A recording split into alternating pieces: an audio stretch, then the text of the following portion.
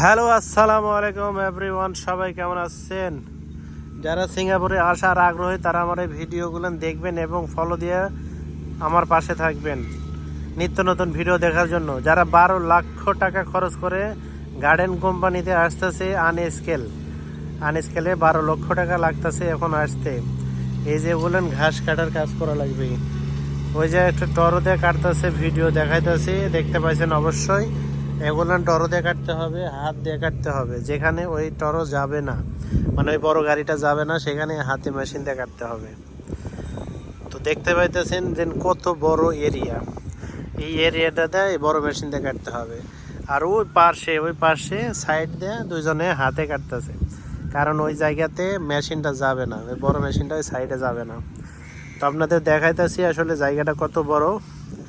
এত বড় মাঠ এখন কাটতে হবে, মানে অলরেডি কাটতেছে।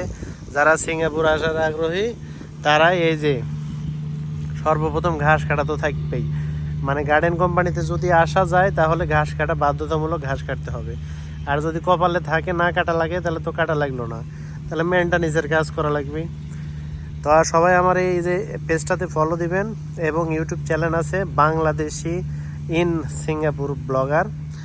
তো ইউটিউবে যে সার্চ দিবেন ঘাস কাটি লিখলেও হবে, আনস্কেল লিখলেও হবে, আমার ভিডিও চলে আসবে।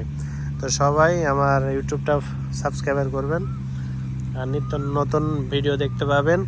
যদি কেউ কিছু জানার থাকে তাহলে অবশ্যই কমেন্ট করে জানাবেন।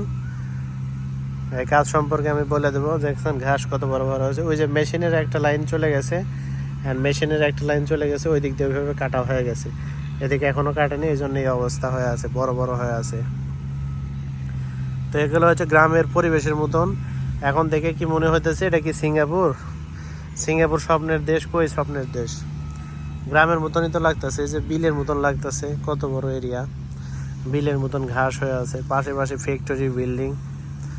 তো দেখে বলবে কেউ এটা সিঙ্গাপুর? আসলে এটাই সিঙ্গাপুরে গার্ডেন কোম্পানিতে এগুলেন কাজই করা লাগে।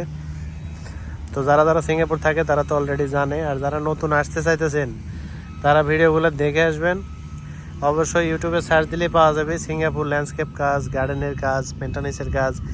তো সার্চ দিলেই পাওয়া যাবে। অবশ্যই দেখে আসার আগে সবাই দেখে আসবেন। দেখে আসাটাই সবার কাছে উত্তম মনে হবে, দেখে আসাটা ভালো হবে, কারণ অভিজ্ঞতাটা জানা যাবে আসলে গার্ডেনের কাজগুলো কেমন।